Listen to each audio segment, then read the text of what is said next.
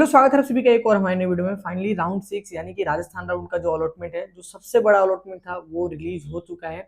आगे क्या प्रोसेस रहने वाला है उसके बारे में हम बात कर रहे होंगे इन वीडियो में। मैं ये भी बता दूंगा कि एट द एंड कि आपका जो ऑनलाइन रिपोर्टिंग है वो कैसे करना है, क्या क्या रूल्स है, अगर आप रिपोर्ट करते तो क्या होगा, अगर आपकी चॉइस एग्जॉस्ट आए तो क्या क्या आपके पास ऑप्शन है।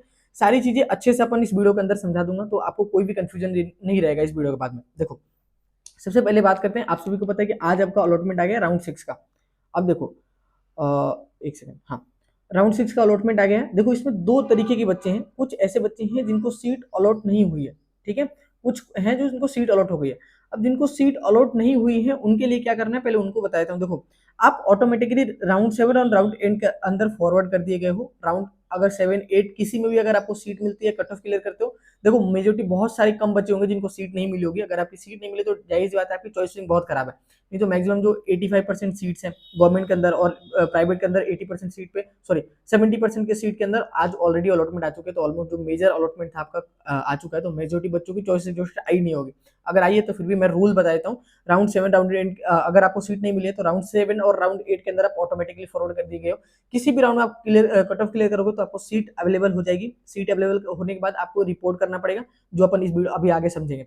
और अगर आपको सीट किसी भी राउंड में नहीं मिलती है, राइट, राउंड 6 में भी नहीं मिला, राउंड 7 में भी नहीं मिला, राउंड 8 के अंदर भी, तीनों राउंड में आपको अगर आपको सीट नहीं मिलती है तो आप स्पोर्ट राउंड के लिए एलिजिबल हो। आपको स्पोर्ट राउंड में आपको जाके फॉर्म फिल करना पड़ेगा वापस से जाके कॉलेज के अंदर, ठीक है। अब बात करते हैं, अगर आपको सीट मिल गई है तो क्या करनी है। देखो, सीट मिल गई तो आपके पास दो कंडीशन है, या तो आप रिपोर्ट करो या फिर आप रिपोर्ट नहीं करो। ध्यान रखना, अगर आप रिपोर्ट नहीं करते हो, अगर आप रिपोर्ट नहीं करोगे तो आप रीप से बाहर हो जाओगे, डायरेक्ट आप स्पोर्ट राउंड के लिए फिर एलिजिबल रहोगे। रीप के अंदर लाइक राउंड 7 और राउंड 8 के अंदर आपको कोई भी कॉलेज अलॉट नहीं होगा। आप नॉन सीरियस कैंडिडेट में आ जाओगे और आपको कोई भी सीट यहाँ पे अलॉट नहीं होगी। इन चीजों का ध्यान रखना। अगर आप रिपोर्ट नहीं करते हो तो आप रीप से बाहर हो जाओगे। अब अगर आप रिपोर्ट करते हो तो दो चीजें, रिपोर्ट करने के लिए आपको 10,000 की फीस जमा करानी पड़ेगी। ऑनलाइन रिपोर्टिंग अभी बताऊंगा ऑनलाइन रिपोर्टिंग कैसे करनी है। ऑनलाइन रिपोर्टिंग करोगे, उसके बाद आपका जब भी स्टेटस आपका पेंडिंग, जो भी आपका स्टेटस पेंडिंग दिख रहा होगा, रिपोर्टिंग स्टेटस, वो पेंडिंग के बजाय आपका या तो रिपोर्टेड आ जाएगा या फिर कंडीशनली रिपोर्टेड आएगा। 10,000 फी दे दोगे तब आप एलिजिबल हो अपवर्ड मूवमेंट के लिए। आप अभी अपवर्ड मूवमेंट के लिए एलिजिबल नहीं हो। अगर आप ऑनलाइन रिपोर्टिंग करते हो तभी आप अपवर्ड मूवमेंट के लिए एलिजिबल रहोगे। या तो अपनी सीट फ्रीज कर लोगे, भैया मेरे को आगे जाना ही नहीं है, यही सीट रखनी है। या फिर अगर है ऐसा कि भैया मेरे को ना, मान लो कि हमने 10 चॉइस करी थी और 10वें में से मेरे को थर्ड नंबर की चॉइस मिली है, मेरे को फर्स्ट और सेकंड के लिए भी ट्राई करना है, तब आप अपवर्ड के लिए अप्लाई कर सकते हो। आपको ऊपर वाली ही सीट मिलेगी। अपवर्ड मूवमेंट के ऊपर मैंने ऑलरेडी एक वीडियो बना चुका हूँ, उसको जाके देख लेना कि अपवर्ड मूवमेंट के लिए क्या क्या रूल्स होते हैं, क्या क्या रूल्स नहीं होते हैं, कॉलेज चेंज होते हैं, ब्रांच चेंज होते हैं, सारी चीजें मैंने अच्छे से बता रखी है। एक और आपके पास ऑप्शन रहते हैं आपका इंटरनल स्लाइडिंग का, उसको भी मैंने बहुत अच्छे से समझा दिया। तो ये कुछ अपना बेवड़ा था जिसको मैंने सारी चीजें अच्छे से बता दिया कि क्या क्या आपकी चीजें रूल्स वगैरह हैं वो अप्लाई करते हैं। मैं कुछ आपको डेट्स बता देता हूँ जिनको डेट को ध्यान रखना है। देखो, आप आज आपका सीट अलॉटमेंट आ गया है 27 को। उसके बाद जो है आपका last date of online reporting, पहले आपको ऑनलाइन रिपोर्टिंग करनी है, देन आपका फिजिकल रिपोर्टिंग बाद में होगा, वो 29 तक है। अगर 29 तक आप अगर ऑनलाइन रिपोर्टिंग नहीं करते हो तो इतना फी जमा नहीं कराते हो तो आप रीप से बाहर हो जाओगे। भैया क्वेरी सेटलमेंट ये क्या है, तो अभी मैं बताऊंगा ना, जब ऑनलाइन रिपोर्टिंग करेंगे तब मैं बता दूंगा इसका मतलब क्या है। इसकी जो लास्ट डेट है 1 तारीख है। मतलब आपके कॉलेज के साइड से कुछ भी आपकी क्वेरी आती है कि सर आपका एक डॉक्यूमेंट कंप्लीट है, कुछ भी आपका XYZ प्रॉब्लम आती है, तो उसको आपको रिजॉल्व करना होगा 1 तारीख तक। उसके बाद आप जैसे ही आप रिपोर्ट कर लोगे उसके बाद आप अपवर्ड मूवमेंट के लिए अप्लाई कर सकते हो। उसकी लास्ट डेट आपकी 1 तारीख ही रहती है। जैसे आप फी दे दोगे, आपका रिपोर्टिंग स्टेटस आपका कंडीशनली या फिर रिपोर्टेड आ जाएगा, तब आप एलिजिबल रहते हो रिपोर्टेड के लिए। आप बोलोगे भैया अपवर्ड मूवमेंट कैसे अप्लाई करना है। देखो, अपवर्ड मूवमेंट के लिए ना आप रीप की साइड पे जाओगे, कैंडिडेट पैनल पे ना, वहाँ पे पढ़ना, वहाँ पे लिखा होगा click here for apply upward movement, तो वहाँ पे जाके फॉर्म नंबर डालोगे, पासवर्ड आपका, अपवर्ड मूवमेंट के लिए अप्लाई हो जाएगा। अप्लाई तभी करना जब आपका ऑनलाइन रिपोर्ट कर लोगे उसके बाद करना। ऑनलाइन रिपोर्टिंग के बाद आपका जो स्टेटस पेंडिंग है वो हट जाएगा, कंडीशनली रिपोर्टेड है, रिपोर्टेड आ जाएगा, तभी करना, उससे पहले मत करना। उसके बाद सीट अलॉटमेंट आपका जो अपवर्ड मूवमेंट का है वो आपको 2 तारीख को आ जाएगा। मतलब राउंड 7 का जो रिजल्ट है वो आपका 2 तारीख को रिलीज हो जाएगा। फिर इसके बाद अगेन वही सिस्टम, आपको ऑनलाइन रिपोर्टिंग करनी है, फिर आपका क्वेरी सेटलमेंट करना है, फिर आपका अपवर्ड मूवमेंट के लिए अप्लाई करना है, सेकंड अपवर्ड मूवमेंट के लिए, तो उसकी भी लास्ट डेट है ये। फिर आपका राउंड 8 का जो रिजल्ट है वो आपका आ जाएगा 8 तारीख को। फिर अगेन आपको ऑनलाइन रिपोर्टिंग करनी है या फिर डायरेक्ट उसके बाद आप फिजिकल रिपोर्टिंग करवा सकते हो 8 से लेके 12 तारीख के बीच में। उसके बाद इंटरनल स्लाइडिंग वगैरह की चीजें वो मैं बता दूंगा। अभी बात कर लेते हैं कि आपका जो ऑनलाइन रिपोर्टिंग है वो कैसे करना है। सिंपल सा प्रोसेस है, आपको रीप की वेबसाइट पे आ जानी है। रीप की वेबसाइट पे आओ, यहाँ पे सामने सामने आपको दिख जाएगा click here for view all round allotment and online reporting, यहाँ पे आपको क्लिक करना है। जैसे ही आप क्लिक करोगे तो यहाँ पे आपको रीप जो सिलेक्ट है, रीप ही सिलेक्ट रहने देना, अगर नहीं सिलेक्ट हो रहा तो रीप कर लेना, और institute allotment and online reporting पे क्लिक करके यहाँ पे कंटिन्यू कर देना। कंटिन्यू करने के बाद अपने पास जो फॉर्म और पासवर्ड है उसको अपने को यहाँ पे एंटर कर लेना है। फोन नंबर एंड पासवर्ड डालने के बाद आप इस पेज पे आ जाओगे यार, जहाँ पे आपका जो भी आपका अलॉटमेंट कॉलेज होगा वो लिखा होगा। देखो पहले तो राउंड लिखा हुआ है, TWS राउंड के अंदर कॉलेज मिला है। कौन सा कॉलेज मिला है? जयपुर इंजीनियरिंग कॉलेज, और उसका रिप कोड भी साथ में दे रखा है। ब्रांच कौन सी मिली है वो भी यहाँ पे लिखा हुआ है। उसके बाद लिखा हुआ व्यू लेटर अलॉटमेंट, इसका काम आएगा, इसका आगे बताऊंगा इसका क्या रोल है। उसके बाद यहाँ पे लिखा होगा पे फीस एक्सेप्टेंस, ठीक है, आपको सीट एक्सेप्टेंस की जो फीस है वो आपको डालनी पड़ेगी। देन आपका अपलोड जो रिपोर्टिंग डॉक्यूमेंट है, यहाँ पे लिखा हुआ कि upload document after fee payment, अगर आप फी पेमेंट करोगे तभी आप डॉक्यूमेंट अपलोड करने के लिए एलिजिबल रहोगे। फिर यहाँ पे करंट स्टेटस दिखेगा, करंट स्टेटस मतलब आपका रिपोर्ट हो गया है नहीं हुआ है, वो सारी चीज यहाँ पे दिख जाएगी। पेंडिंग है रिपोर्टिंग। रिमार्क में अगर कुछ भी आपके डॉक्यूमेंटेशन में रिमार्क होंगे वो तो आ जाएगा, या फिर कॉलेज से जो भी नोटिफिकेशन आएगी मैं बता दूंगा। अभी क्या क्या चीजें अपलोड करनी है वो सारी चीजें बताएंगे। सबसे पहला जो स्टेप रहता है वो आपका रहता है आपका फीस पेमेंट के ऊपर।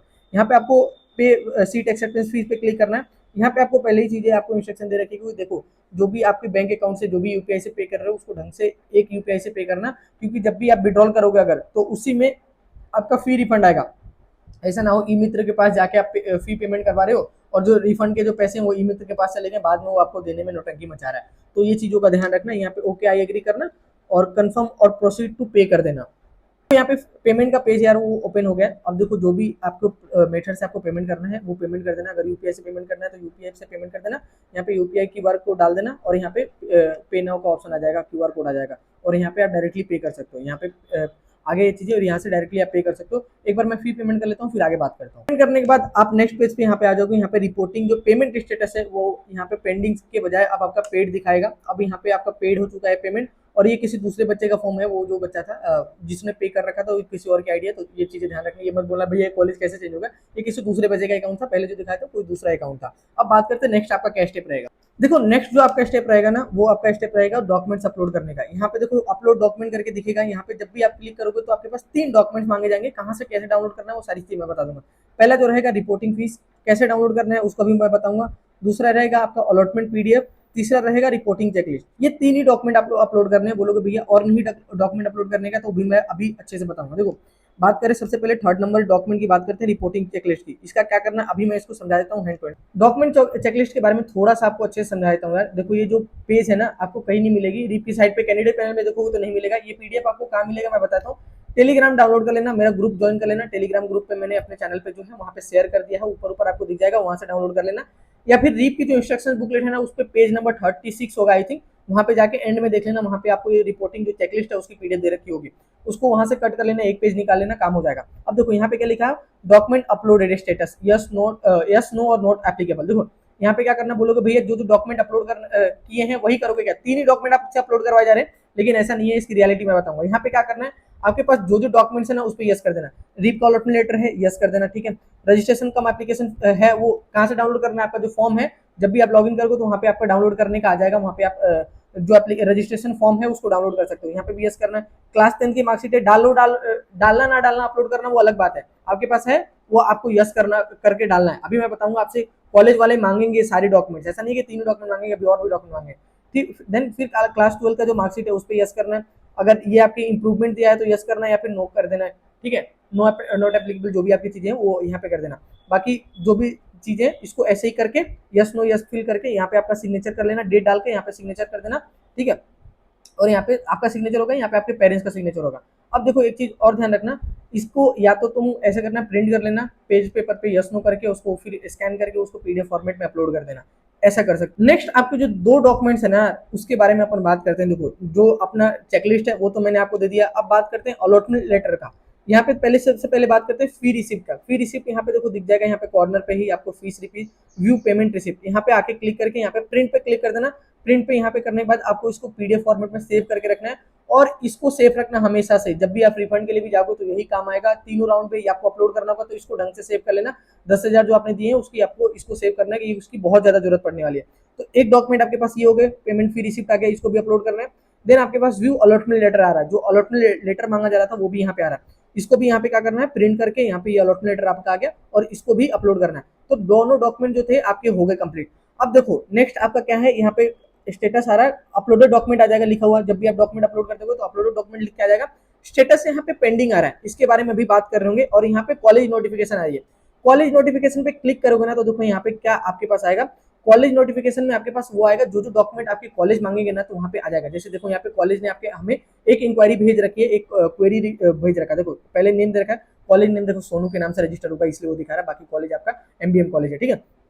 क्वेरी अपडेट जो डेट है ये आपकी डेट लिख रखी है, कल की जो डेट है वो आपकी दे रखी है। प्रायोरिटी इसमें हाई लिख रखी है कि मतलब कि आपको इस रिजॉल्व करना ही करना है। क्वेरी देखो यहाँ पे क्वेरी रिमार्क डाल के क्या लिखा हुआ, upload following document on higher priority, ये आपकी प्रायोरिटी हाई है। पहला जो है scan copy of class 12 secondary examination marksheet, class 12 की जो मार्कशीट है उसको अपलोड करना है। उसके बाद जो दूसरा है माइग्रेशन अपलोड करना है, ये आपको स्कूल से मिलेगा। थर्ड रीप का जो मेडिकल सर्टिफिकेट है, देखो मेडिकल सर्टिफिकेट का क्या करना है, रीप की साइड पे आपका वो दे रखा है फॉर्मेट, उसको लेके जाना, वहाँ पे अपनी डिटेल्स फिल कर लेना। किसी भी डॉक्यूमेंट से प्राइवेट गवर्नमेंट कोई फर्क नहीं पड़ता, स्टैंप लगवा के डाल देना, कोई दिक्कत नहीं है, ठीक है। उसके बाद पेरेंट इनकम सर्टिफिकेट, ये आपकी टीएफडब्ल्यू सीट मिली है तो जरूरी है। अगर टीएफडब्ल्यू सीट नहीं मिली है तो आपसे क्वेरी में पूछा ही नहीं जाएगा। जो जो डॉक्यूमेंट्स अगर आपसे मांगे जाएंगे, 2-3 डॉक्यूमेंट मांगे जाएंगे, 2-3 डॉक्यूमेंट्स ही डाल देना, जो जो डॉक्यूमेंट्स रहेंगे वो आपके यहाँ पे दे दिया गया। उसके बाद यहाँ पे क्या करना, अगर आपको कुछ लिखना है, कुछ बताना है कि सर ये डॉक्यूमेंट्स अपलोडेड नहीं है, ये नहीं है, या फिर मैं इसके लिए एप्लीकेबल नहीं है, तो वो चीजें आप डाल सकते हो। यहाँ पे सारे फाइल को मर्ज कर लेना, क्योंकि एक ही बार आपका सेंड होगा। यहाँ पे सेंड करके जो भी आपकी पीडीएफ है, अगर आपने सारे क्वेरी आंसर कर रखे तो ऑल क्वेरी आंसर पे यहाँ पे सबमिट बटन पे क्लिक कर देना है। एक और इंपॉर्टेंट चीज है यार जिसके बारे में आपको ध्यान रखना पड़ेगा। देखो जब भी आप रिपोर्टिंग कर लोगे ना, तो मैंने बोला था ना रिपोर्टिंग का स्टेटस आएगा। पहले तो आपका पेंडिंग आ रहा था रिपोर्टिंग का स्टेटस, देन आपका रिपोर्टेड आ सकता है। कुछ 3 तरीके की कंडीशन आ सकती है। रिपोर्टेड में आपका कंप्लीटली रिपोर्ट हो गया है, कोई दिक्कत नहीं, आपने फी पेमेंट कर दिया है, आपने डॉक्यूमेंटेशन अपलोड कर दिए, जो भी कॉलेज के साइड से नोटिफिकेशन आए थे वो भी आपका कंप्लीट हो चुका है, तो ये आपका यहाँ पे ये रिपोर्टेड करके आ जाएगा वहाँ पे स्टेटस पे। उसके बाद या तो स्टेटस में आ सकता है कंडीशनली रिपोर्टेड, यहाँ पे क्या है, कैंडिडेट हैज सक्सेसफुली डिपॉजिट फी, आपने फीस दे दिया है, एंड जो क्वेरी है वो रिमेन अनसॉल्व है। जो भी आपके कॉलेज से नोटिफिकेशन आए थे ना, वो आपने अगर रिजॉल्व नहीं करे तो यहाँ पे कंडीशनली रिपोर्टेड आ जाएगा करके, ठीक है। ये भी कोई घबराने की बात नहीं है, नेक्स्ट राउंड में आपके फिजिकल रिपोर्टिंग में सारी चीजें सही हो जाएंगी अगर आ रहा है तो। उसके बाद स्पेशल कंडीशनली रिपोर्टेड आ रहा है, इसमें क्या रहेगा एक बार अच्छे से पढ़ लेना, बाकी मैं बताता हूँ। अगर आपकी जो रिजर्व कैटेगरी के अंदर आते हो, अगर आपके कुछ डॉक्यूमेंट कैटेगरी सर्टिफिकेट में कुछ इश्यूज है तो हो सकता है कि वहां से आपको डिक्लाइन कर दिया जाए, लेकिन आप अपवर्ड मूवमेंट के अंदर एलिजिबल रहोगे जनरल कैटेगरी के अंदर, जो भी अगर आपकी नहीं है तो। या फिर आपका आ सकता है कैंसिल। कैंसिल तो मतलब कि आप समझिए कि आपने कुछ ज्यादा ही फर्जी बारा कर दिया, बहुत सारी चीजें गड़बड़ है तो आपकी सीट कैंसिल कर दी गई है। ये आपके कुछ कंडीशन आ सकते हैं, ये तो आएगा नहीं, मेजरली आपकी ये आएगी कंडीशनली रिपोर्टेड और रिपोर्टेड आएगा, ठीक है।